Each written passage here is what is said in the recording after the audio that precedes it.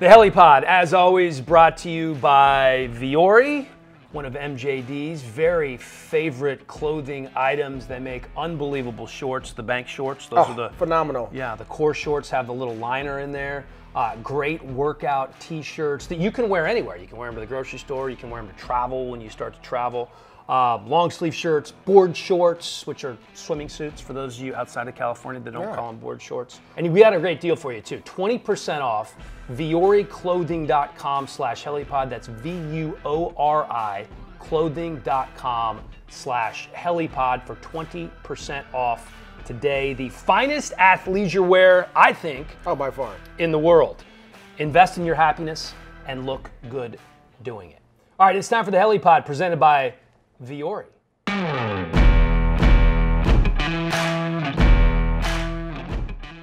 So I left off with MJD on the Helliepod portion. We have a new logo.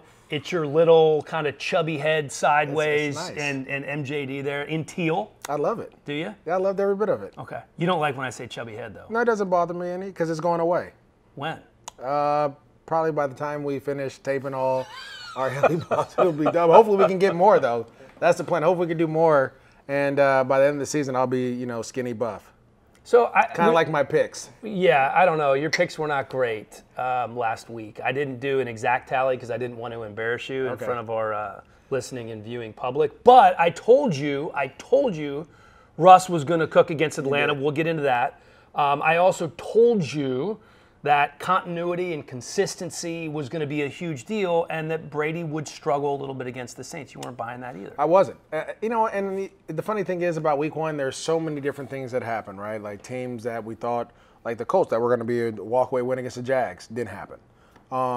And I don't put too much on week one. Week one was kind of like the first preseason game. Guys are getting their feet together. I think we wait till weeks 3 and 4, then you're going to start to see what teams are which.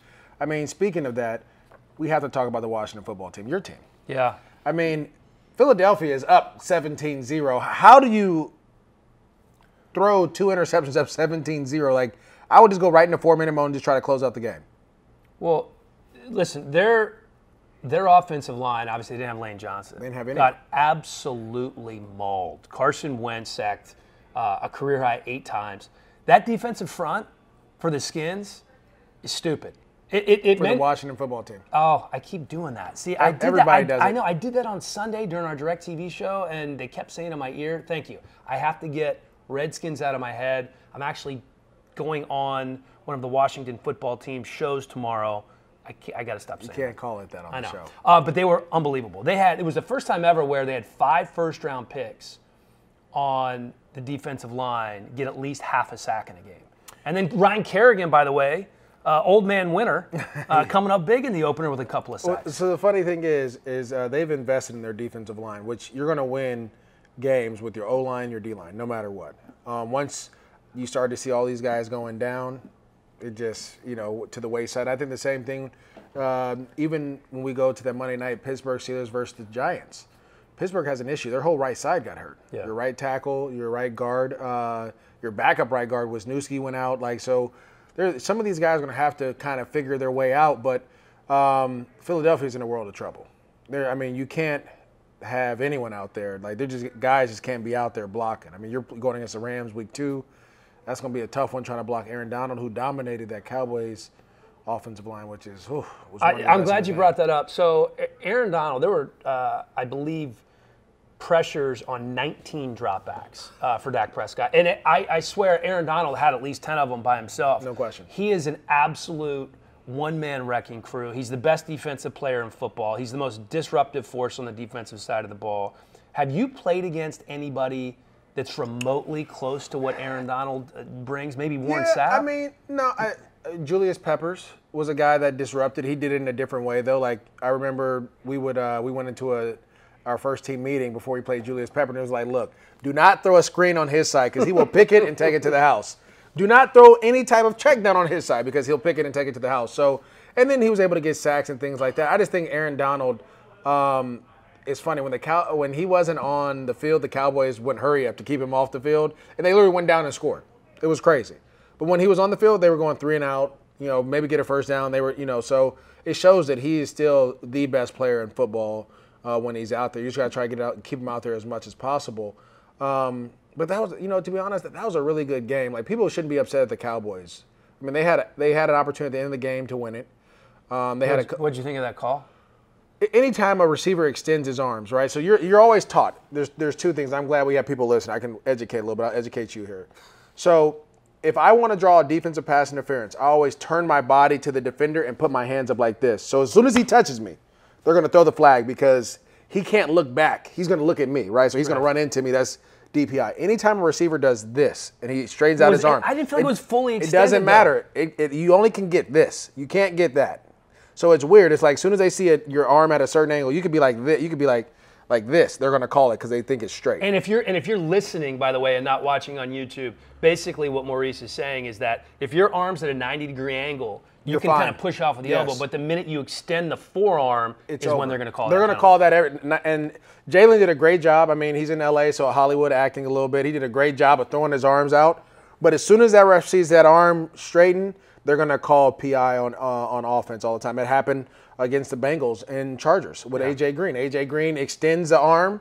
You're taught that. You know that. And granted, in the game, you get kind of a little caught in it. You got to be able to be strong with the little flipper, we call it. Like, you got to be able to give a guy that. And that's just enough to get a guy off you. And that's a learned technique that a lot of veteran wide receivers have. And there's so much, like, tugging push at the pulling. hip, yeah. Right. I mean, DBs are always going to grab and slap at your hands. They do that. I want to say I saw one of a guy grabbing a guy's wristband. But they're going to do all those things. But you have to be able to play within the game. And I think Michael Gallup did a great job of getting by Jalen. And instead of turning if he'd have flipped his hips and just went like this, they'd have called DPI all day. And you have to know that while you're in it. Like, I remember playing against the Packers, and I was going against A.J. Hawk, and they threw a wheel route, and there was no way, with the way the ball was thrown, I couldn't catch it like this, so I just flipped. He just ran right into me. Like, all right, that's free, 30 yards, 40 yards, whatever it was. But in the moment, it happens so quickly that's not really, is that something you work on in practice? Yeah, you it's a feel. So by the time I see where the ball's going, because again, I always tell people, like, when you play football, you have to know, like, geometry, all these different things. You have to be able to say, okay, the ball's at this angle, this is where it's going to land. So I can either speed up or slow down or whatever it may be. But at the same time, I got to be gauging the guy that's covering me as well. So if I feel the guy is on me and he's struggling trying to get to me, and I know I can get a free, how many ever yards by turning and flipping, why not do it? You have to know geometry. To me, it's like, I remember they always talk about the angle of pursuit on defense, right? And sometimes you just kind of have it. Like, when I throw the ball with my dog, she has a pretty good angle of pursuit, MJD. Like, going down the hill, she'll roll down, chase that ball, great angle of pursuit. Right. Nobody taught her that. She just has it. Yeah, but you got to teach. I mean, again, some people have it. Some people you have to teach it to.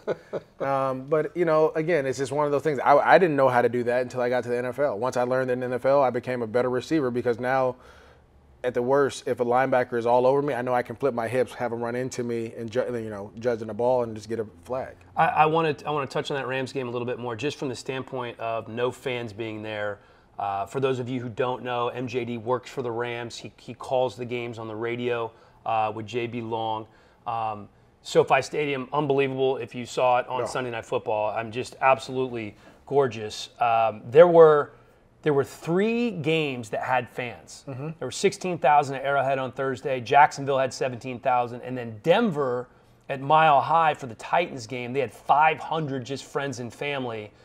None in the brand new SoFi Stadium. You called it, was it weird? Not really. I mean, yeah, you don't hear the crowd noise and the banging and stuff like that, but the excitement. Are they piping it into your headphones? Because you hear crowd noise on TV. Yeah, they weren't piping it into our headphones. But, I mean, my job is just to tell you what I see, right? And so it kind of helped me out a little bit, just being able to first time doing it, because there was no preseason game this year. So it started off a little clunky, but then we smoothed it out a little bit, and we kind of got back into our rhythm. But it was just exciting to see the Rams play a different team in person. I mean, and then let that team be the Cowboys. I mean, you talk about star power everywhere. But it was awesome to see, and it was good to kind of, get back to football again. Like, watched it, Sunday, watched it Thursday, but seeing it in person was like, okay, we're back. And I can now, depending on, and this is the one thing I want to tell everyone there, like depending on how the people in that organization handle themselves, this season can go all the way through. I don't see anything, as long as people are like, taking care of themselves when they're off the field, not out in these areas contracting COVID, the season can go through. Well, if they I do think it the right way. To me, the biggest thing is, I think the masks on the sideline when you're getting tested as much as everybody is in the organizations is more about optics than anything else. But to your point, you can't have guys going out to a club, on Monday night when they're off. You just can't. You can't. I mean, you have to be smart. But it's not, and what I always tell people, it's not just the players. It's the coaches, it's the trainers, it's the strength staff, it's the chefs, it's the nutritionists. No, that's a great point. It is the front office. It's everyone that's in that building with those players. The PR staff, it's everybody. And so that is one thing that, the players have to do their part, but they come in contact with so many people throughout the day that those people have to do their part as well. Why you got to call out Artist Twyman like that? I call out everybody. He's not going anywhere. He's not, but you just got to make sure you say it. Everybody, it's insurance. Artist is great. Got some good run on Hard Knocks too, didn't he? He did. He had some great run. All right, 3 upsets of note.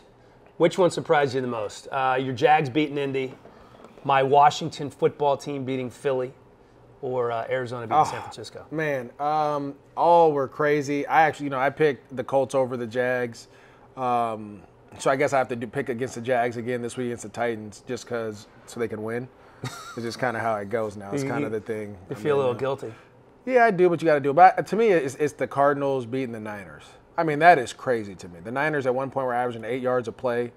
But Kyler Murray showed that he is truly worth the number 1 pick and that he can be something special in this league. I mean, to go against that defense and DeAndre Hopkins to have 14 catches for 100 and some odd yards. 151 yards. Yeah, they really went out there and attacked a team that was great against the pass. I mean, and attacked them. And so the NFC West is going to be a tough division with the Niners still, regardless of what people say, they're still the San Francisco 49ers and they still can run the ball. They can still play great defense. The Seattle Seahawks, you saw what Russ did to Atlanta, which hurt my heart because I really wanted Atlanta to win. You got all those weapons. I told you, dude. You did. I'm not going to say I told you so anymore because we're all right, we're all wrong. I went and played pickleball with some of my buddies, and they picked out like the 2 games that I got wrong. Right. You know? It happens. So then, you have the Rams. So it's a tough division, man. You got to try to keep up with the guys going. I know we're going to pick some games later on, but, Seattle is like – they could be special. Like, Jamal Adams is unbelievable. Did you think he was going to have that big of an impact on that defense? It's funny because they don't blitz. They never blitzed. Seattle never blitzed. There were a lot of people that said Jamal Adams not a great fit in that defense, which I never fully understood, but he was everywhere. Well, they put him in situations to be successful. Pete Carroll tweaked his defense for Jamal Adams. All of a sudden, he's blitzing now. They'll cover 3, then they'll drop them and play cover 4. Like, things that Seattle never did, they're doing now. Seattle used to always play cover 3, let their 4 guys rush, and then they just sat back in coverage. They don't have those pass rushes that we talked about, so now they're starting to add blitzing, some different coverages in there, and it's really getting after some people, man. The NFC West is incredible. And by the way, Jimmy Garoppolo did not get much help. His wide receivers had 4 catches for 41 yards. His top 3 pass catchers banged up. George Kittle has that knee injury, right, left, and came back. Debo out until week 4.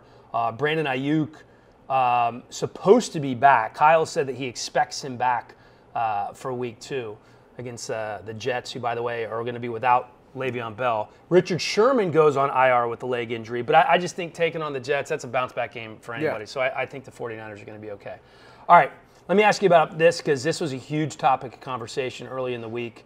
Tom Brady, a couple interceptions and a pick 6. Bucs lose to the Saints.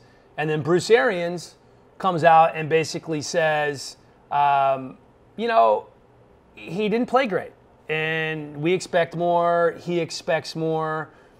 It was a big talking point for a couple of days about Bruce actually criticizing the GOAT. I'm just curious to get your take on that. Yeah, I think, that's what Bruce Arians has done his whole career. He's going to call a spade a spade. He's going to tell you played bad. I want to say that when that they had a bad practice, a really bad practice, and he was like, the offense pretty much pissed down their leg today. And he was like, we must have felt like we were the best. We must have felt we were this, we were that. And it's, and he's always going to do that. I think Tom understands that. For what my understanding is, he got that coaching in New England anyway, so it's no different. But Bill never did it publicly. Like, he was such. Tom knew he was bad. Like it's different. If I felt like I played good and you went out and said I played bad, then that's one thing. Tom knew he was bad. He still made some big time throws. He did. He made a couple, but he made some. The pick six was bad. That throw to Mike. He made some other bad throws, some other bad decisions. But here's the part when I hear what Bruce was saying. The one part that gets to me is when he says, "Listen, he looked like Tom Brady in practice. It was unusual to see him look like that in the game, and they didn't do the things that we didn't get ready for." So to me, that's taking the blame and solely placing it on your quarterback and saying, dude, we did our job. We coached him up, right? There was just a little hint of that to me, and I was just surprised to see that in week 1. Well, I mean, it was a big game, right? You're playing the New Orleans Saints. You were expecting to go in there and win and roll. You have all these weapons. Tom has all these guys. You're running the ball, all these different things. And did coaches ever come after you directly in the media like that? No, I did that.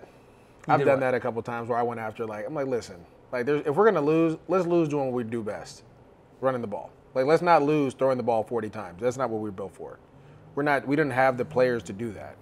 I did that a bunch of times.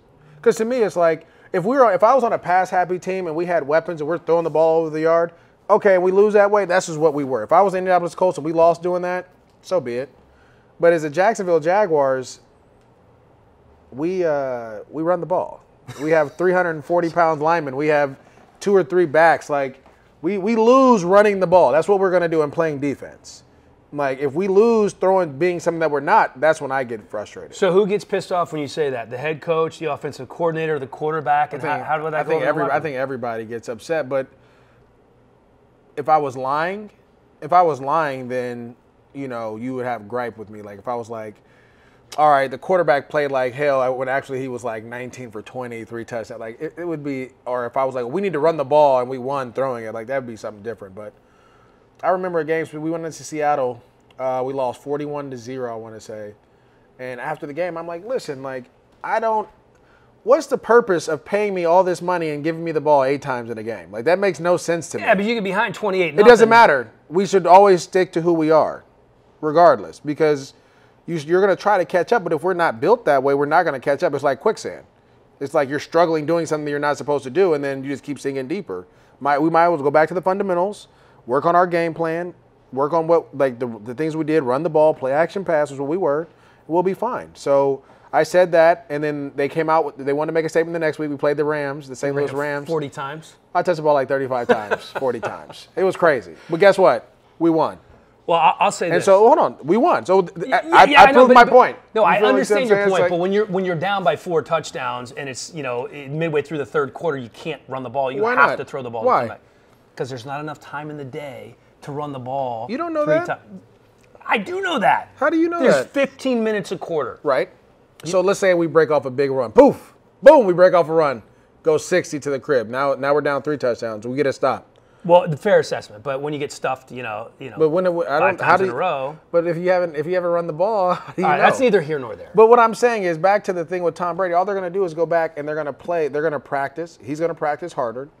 You have to remember this again. There was, like you said, the continuity was that you saw that happen out there. Them on making mistakes.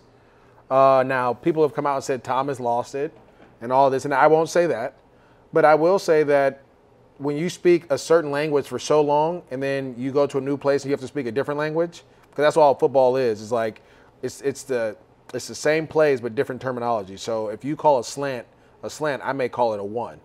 So I have to learn, I have to reteach myself. So if we're speaking English for 20 years and I go to Mexico and I have to start speaking Spanish, I'm gonna mess up some. It's gonna take a minute. It's gonna take a little time.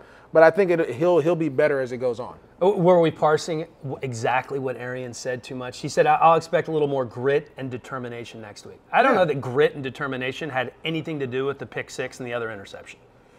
I mean, I felt like in the pick 6 he was trying to make a play when there was a screen set up to the other side. He probably should have stayed with the screen.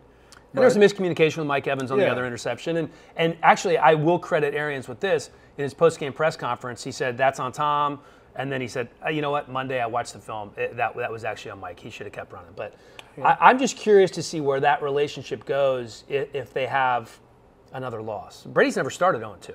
Okay. Who do they play next? They play Carolina. Yeah, I'm not seeing that. No?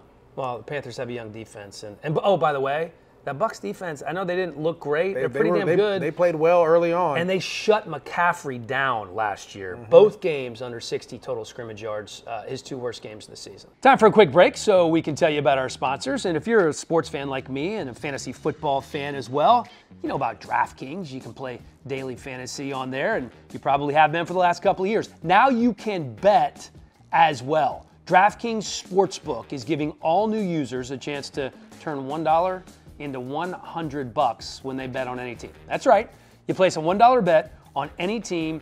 If that team wins, you cash in for 100 bones.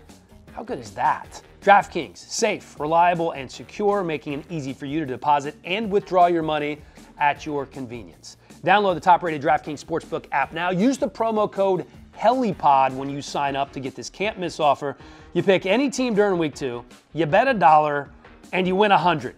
That sounds pretty good to me. That's $1 and you win 100. Promo code Helliepod during sign-up.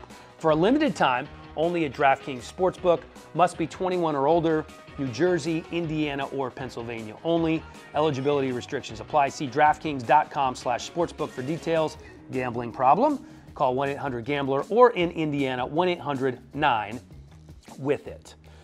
Let me tell you about a company called Vaco, started by one of my good buddies, Brian Waller, many years ago, back in 2002, one of the co-founders.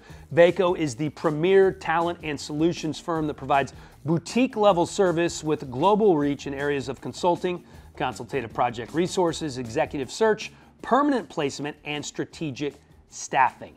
You need somebody to fill that C-suite position, Vaco has you covered, and they have you covered in a lot of different places. Accounting, finance, technology, healthcare IT, operations, administration, or international managed services. Vaco has grown to serve over 40 markets across the globe. They have 1,000 employees, 5,000 consultants, and $750 million in revenue since 2002. At Vaco, they do it right. Check them out, vaco.com, for more info on how Vaco connects people to their dream jobs and helps leading companies find talent to grow their business. I want to tell you about something that I started about 2 months ago now. It's a product called True Niagen. If you want to invest in your long-term health like I have, I think you should try them out. We have something in our cells called NAD, which supports our energy and our body's ability to repair itself all the way down to the cellular level. Well, it turns out that NAD declines as we age. It also declines when we overexercise, we don't sleep enough, and even when we're exposed to a virus. There's only one NAD booster that is backed by Nobel Prize-winning scientists, 10 published human studies, and regulatory approvals for safety. That's True Niagen. Additionally, True Niagen, NSF certified for sport. Visit TrueNiagen.com to learn more. That's TruNiagen.com to learn more. And finally, Greens Plus, a health food leader since 1989, known for creating the first ever blended green superfood powder and the first company to infuse those green superfoods into a bar. Those bars and powders, they're tasty. I use them probably 5 to 6 times a week. I feel better when I do. It's the most effective way to improve your immunity, detox your body, boost your energy, and get that nutritional insurance that your body deserves. All organic, gluten-free, premium green superfoods. You can get it at Whole Foods or on Amazon, or if you go to greensplus.com, you're gonna get 20% off using the promo code Hellie. That's greensplus.com, 20% off using the promo code HELLIE. I love the chocolate protein bars and the wild berry superfood powder. Check it out. Okay, it is time. We have 6 games. Okay, I'm ready. We're going to do a little pick 6. Let's start with the Patriots at Seattle. Did you know that this is the oldest coaching matchup in NFL history? Pete Carroll, 69. Bill Belichick, 68. The two oldest coaches in the NFL, combined age 137. The oldest matchup in NFL history. I saw that. That's crazy. That's unbelievable, actually, especially when you have guys like Sean McVay, Kyle Shanahan, a lot of these young 30-year-old head coaches. It's great to see, the old guys still getting it done. The OGs. Okay, the Patriots ran 63 plays against Miami. 82% of those were either runs or play action. That's the fifth highest total in 2 years in the NFL. We're going to see a ton of that, right? Cam was efficient, 15 of 19, 155 yards. He was also their leading rusher with 15 carries for 75 yards, 2 touchdowns. Do you anticipate seeing that kind of volume in terms of Cam running every week? Yeah, I definitely do. I think Cam is going to, they're going to do their read option. He's going to be that threat. Anytime you have a running quarterback, it adds an extra gap to your defense. So a guy's going to have to pull out an account for him. It evens up everything. And so I expect it may not be 15, but he'll get 8 to 12 every week. And then on the goal line, when they get inside the red zone, you saw they're going to do what Cam does best. I mean, that's great coaching. Why would I ask him to do what Tom Brady does when he's not Tom Brady? I'm going to put him at the shotgun, get some lead blockers in there, and we're going to go and move this pile. And again, it's going to be a tough challenge for that Seahawks defense, but I think it's hard to do that if you're playing from behind, right? I think they're gonna, they were kind of in the lead most of that time. They're going to try to get back, but again, they can't go out to 5 wides with Cam. That's not Cam's game, is to be 5 wides, throwing all over the yard. Well, it's not like he's never thrown for over 4,000 yards before. I mean, yeah, but he's more of his game is more deep crosses, deeper routes down the field. He's not a like 5 yards here. That's not what he does. Even though you can see them trying to do that with some of those pass plays, it's just that's not who he is. It's who Russell is. Russ cooked, man. 31 of 35, 322, 4 touchdowns. They just rolled Atlanta. Chris Carson didn't do a whole lot on the ground, but he caught several passes, had a couple of touchdown catches, and then Jamal Adams was just wreaking havoc on defense. I mean, Jamal to me, Russell on offense, that's what stood out the most. This is, by the way, a team that went 15-1 at home in September over the last 10 years. I don't think this is going to be anything remotely close to an easy game for New England. Yeah, no, not at all. But New England's defense is really good. Let's remember that. They got some dudes that can cover over there. So I don't think you'll be getting like some of the plays that you saw. New England runs a different defense. Remember, Seattle practiced against this Falcons defense the whole time. Russ has played against this defense. Dan Quinn was there. They know what he wants to call. Basically the same defense. It's the same defense. So you know where the holes are, and that they attack those spots. I think New England's going to be a little bit different. But I still have I'm going to pick the Seahawks in this one because it's always hard to travel to the Northwest. Like, that is the hardest traveling, no matter if you're coming from California, if you're coming from Florida, wherever. It's just hard to get to the Northwest. It's just a different. How is the Northwest hard from California? It's an hour and a half flight. No, it's a 2.5 hour flight. Not from the Bay Area. From here. From here, yeah. So when I go, it's it's just different weather. It's different. Well, the stadium's different, but that's gonna be neutered. You're not gonna have that home field. Yeah, I'm not worried about that. It's not that. It's the weather.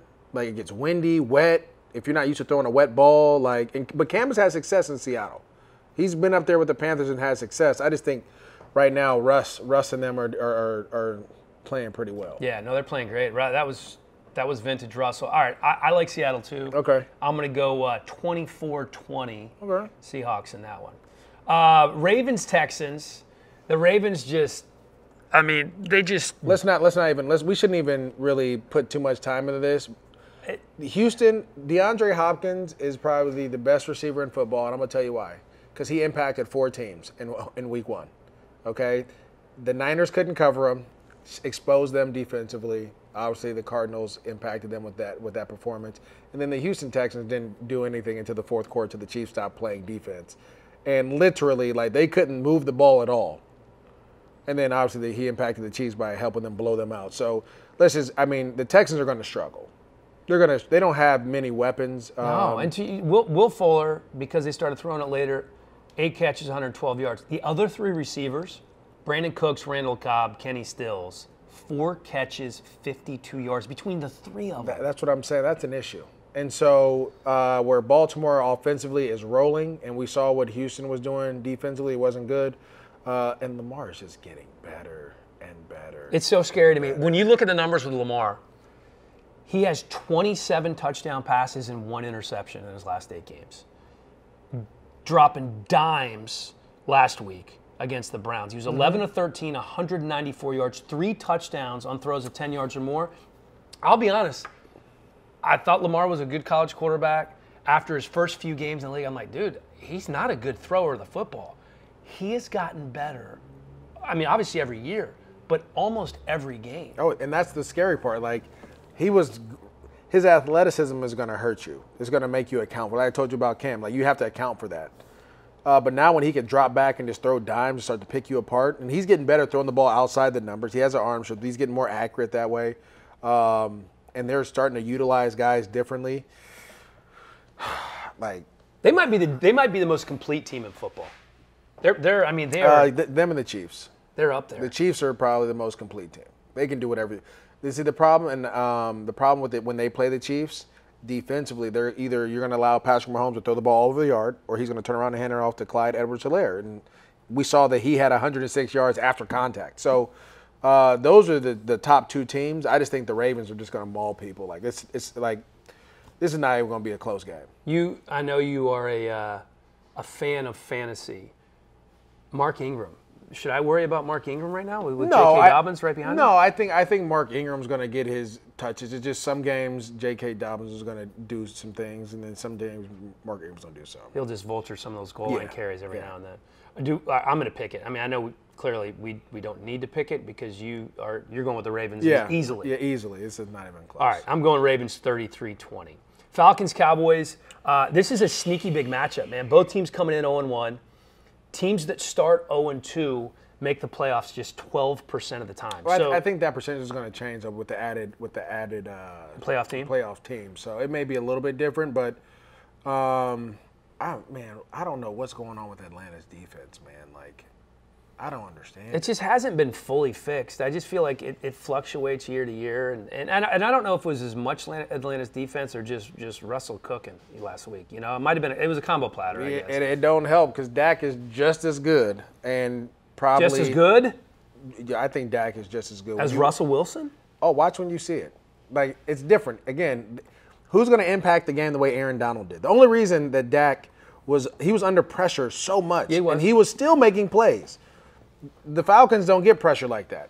So I just feel like when we talk about Russell Wilson, we're talking about, I would say in my mind, Patrick Mahomes, Russell, Lamar, top 3 quarterbacks in football. People, you say that, but Dak has more wins than all of them since he's been in the league.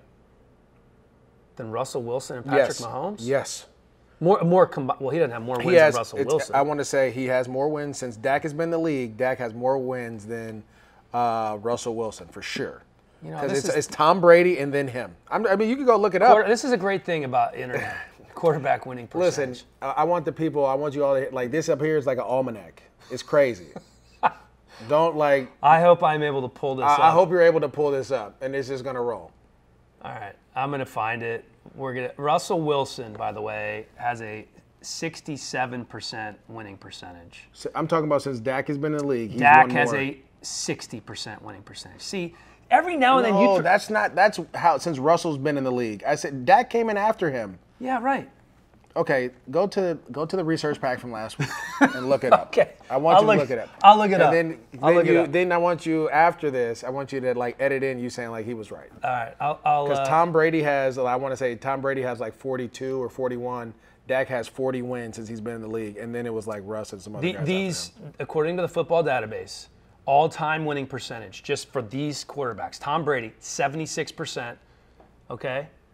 And Russell Wilson, 67%. And these are ranked according to how many games total they have won. But when you look at the percentages, as I said, Russell still ahead of your guy. But I said games won since Dak has been in the league. That's what I said. You did say that. Yeah. So I didn't say overall. So you can't count Russell's whole you can't picture. count you Russell can only when count he was turning around Dak. and handing off to Marshawn Lynch and that defense was rolling. You can't count that. I'm going to double check that. All right. I'm going to double check that. Anyways. So when you're talking Falcons, Cowboys, the one thing that worries me about the Cowboys is that everybody's hurt. They've sucked in close games. Mm-hmm. They're 1-7 in one possession games since 2019. You know who's worse than that?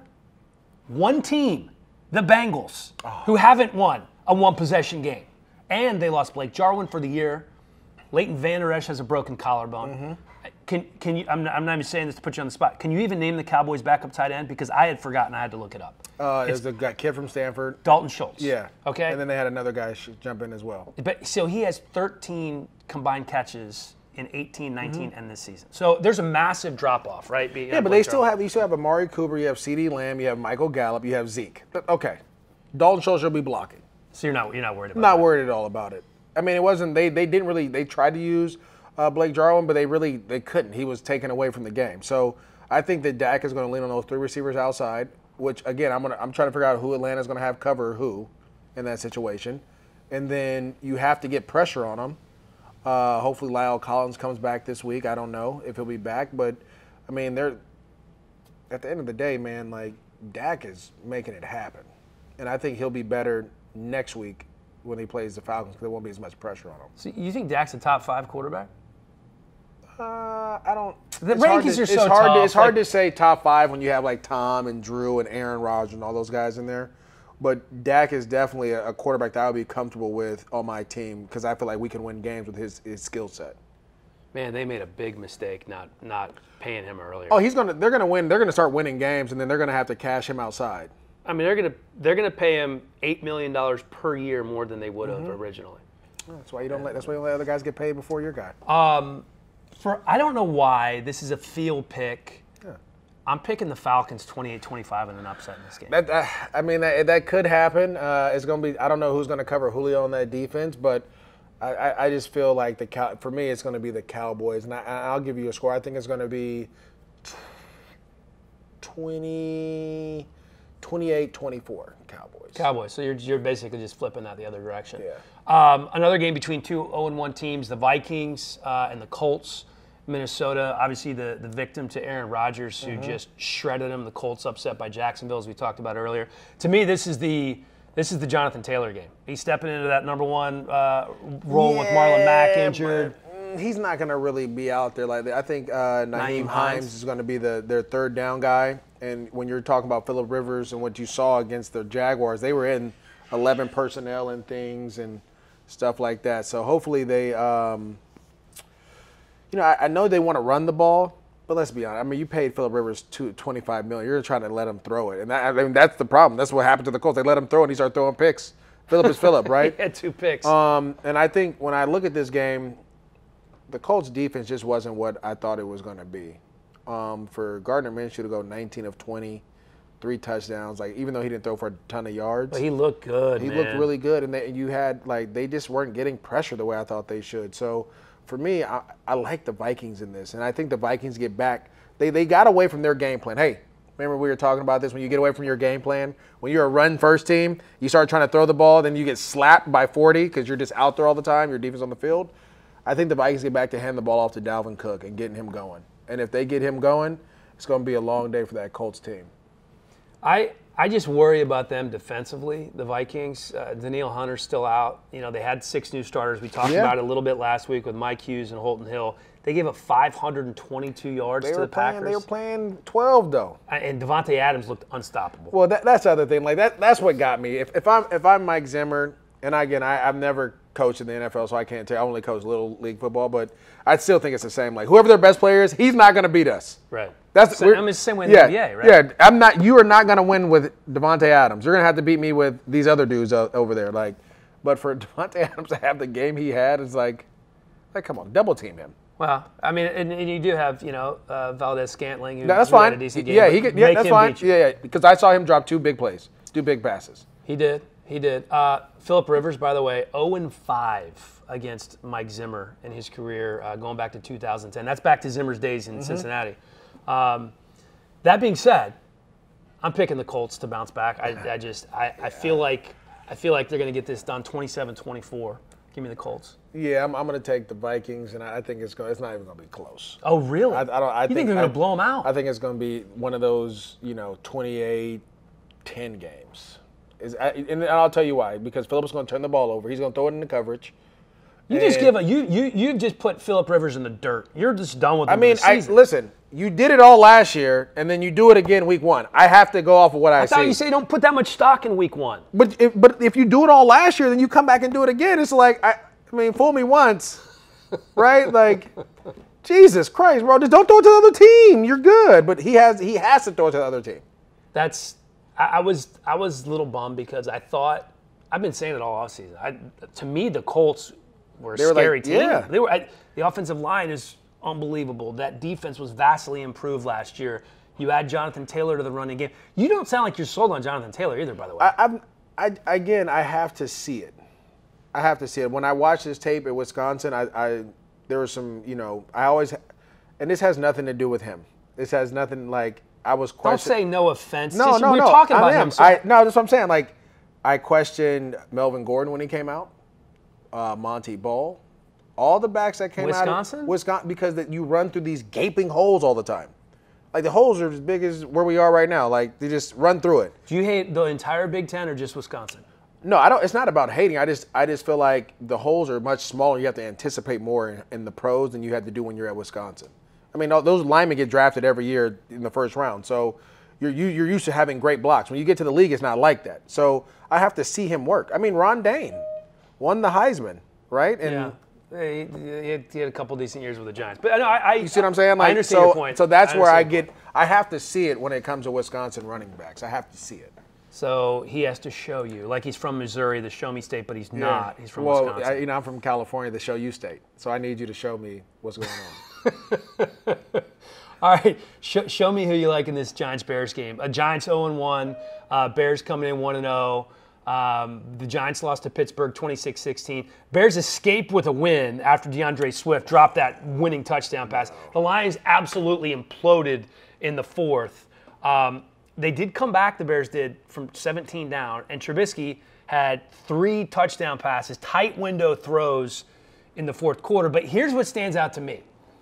You have the Allen Robinson distraction, okay? It's a great one. If you're Allen Robinson and you want to get some attention, what do? You just unfollow everybody on Twitter and Instagram. That's the first thing. You unfollow all your, I don't know, did he unfollow his teammates? Everybody. Just unfollow all the Bears, everything. Okay, and then it kind of like Giannis did for the Bucks, right, in the NBA. So, and then he takes all Bears pictures down from Instagram, from his header on Twitter, everything that had to do with the Bears on social media, took it down. There was a report that he requested a trade. His agent says he did not request a trade. What are you saying in the locker room? Is it a distraction? How much of a difference does this make? This is the problem, and this is something I had to deal with when I was in Jacksonville. You can't continue to pay guys outside your building. You can't do that. You can't bring in Nick Foles and pay him a bunch of money and have him a backup. You can't. You can't do that and expect me, a guy who's out here making plays week after week after week, making these acrobatic catches, and then when it's time to negotiate a deal, you're playing hardball with me. Like, don't do that. You can't do those things. You can't continue to pay people outside your building, and if they don't come in and produce, I'm going to figure out, well, why was it so easy for you to pay him? When I'm in here, you see me every day going to work, you see me, you should be compensating me for what I'm doing, especially if I'm on the last year of my deal.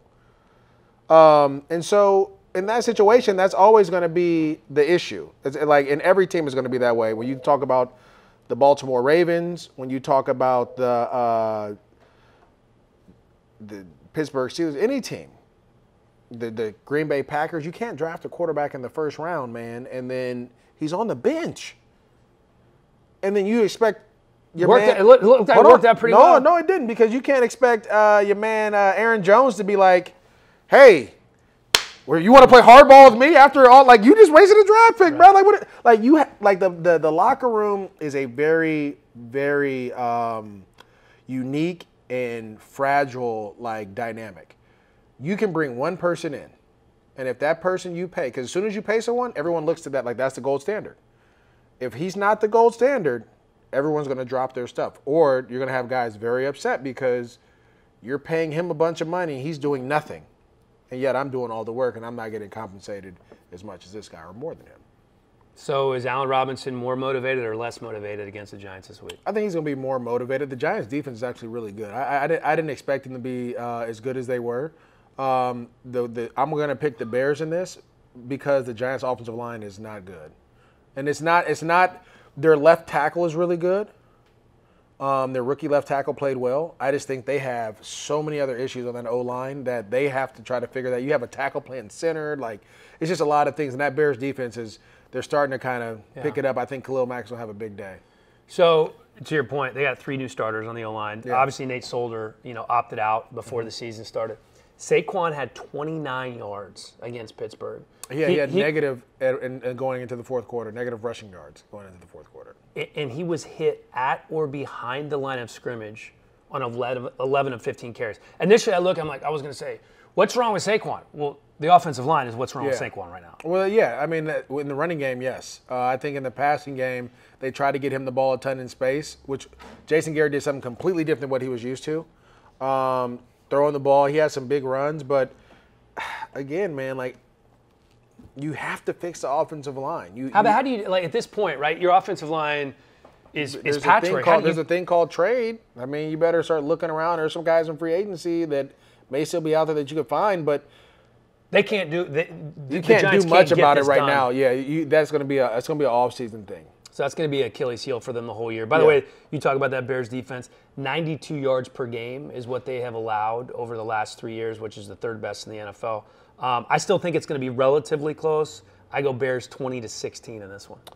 Yeah, to be honest, Daniel Jones threw the ball well, but I feel like he had a couple of picks. He still turns it over too much. And that's where the Bears are going to go. So for me, I'm going to pick the Bears too. I think it'll be a little bit wider margin, maybe like a 21-10. Daniel Jones, 2 picks. The only person in the NFL with more interceptions is Jameis Winston, and he's obviously not even starting right now over the last 2 years. The ghost of Jameis Winston haunted the Bucs, I guess. Dude, what do you think he was thinking on the sideline? See, you put on that helmet. It ain't me, man. You call all these pass plays, and what do you want me to do? Eventually, I'm gonna throw it to the other side. Oh man, I would love to have seen what was going on in his mind. Okay, finally. Monday Night Football, Saints 1-0, Raiders 1-0. Raiders beat Carolina on the road. Saints, of course, down the Bucs. Michael Thomas has that high ankle sprain. Yeah, he's out. He's expected to miss a couple of weeks. Now, as players do, oftentimes they don't want to admit that they're going to be out. He's like, I'm not convinced that I'm not going to play. But if he misses time, you have a receiving core with Emmanuel Sanders, Traquan Smith, Deontay Harris. You throw Taysom Hill in there and Jared Cook at the tight end position. That's big. I mean, I know he didn't do much against the Bucs, but him being on the field makes that a different offense, doesn't it? Yeah, it does. But at the same time, this Raiders defense isn't all that, it's not one of the top yet. I think they have the potential to be there maybe a year from now.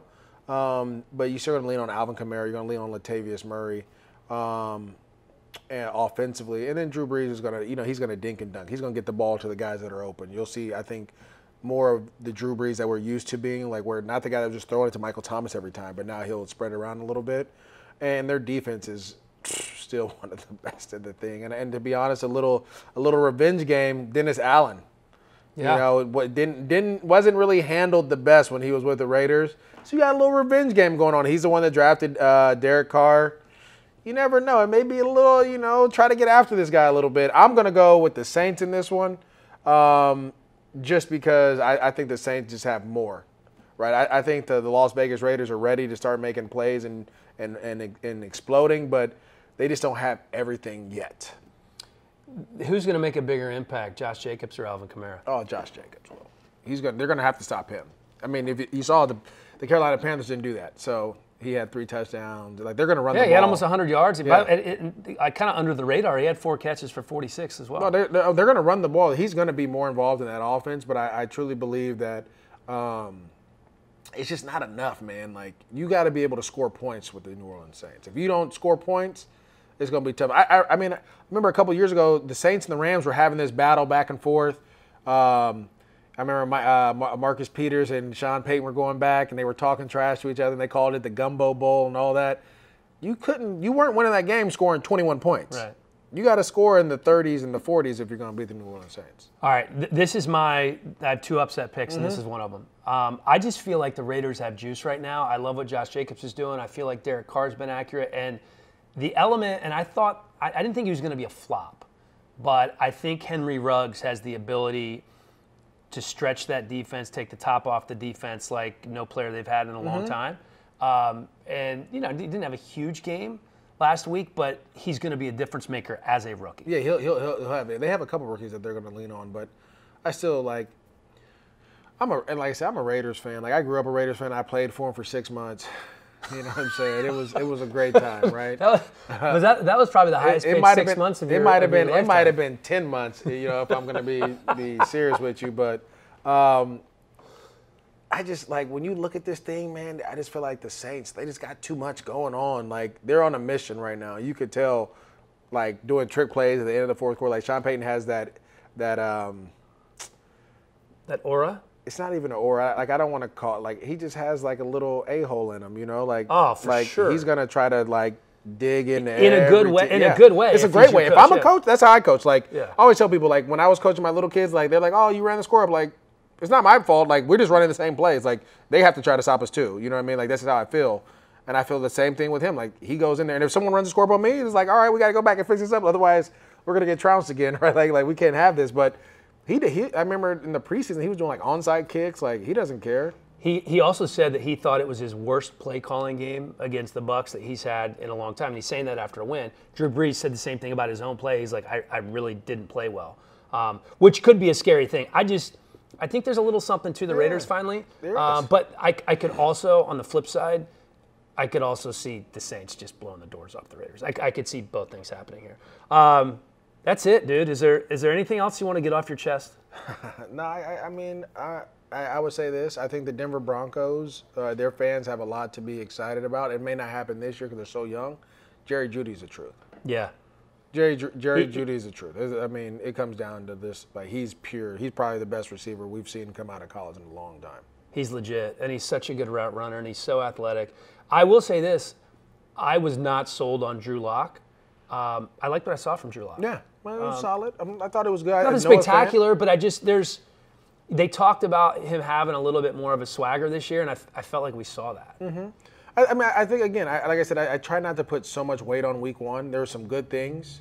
There were some bad things. I think as we get going into week 3 and 4, you'll start to really see who these teams are, like the good teams or the bad teams, the good teams, and then the great teams. I think the Chiefs and the Baltimore Ravens are great teams. On the NFC side, I think it's a bunch of teams muddled in right now that are between the good and great. You just have to wait to see who pans out. A lot of people didn't think the Rams were going to be that good. They went out and beat the Cowboys. All right, now they're on the road for the next. They have a tough road game against Philly, but I think you'll start to see teams separate themselves in the next couple weeks. All right, I like it. Thanks, buddy. No problem, bro.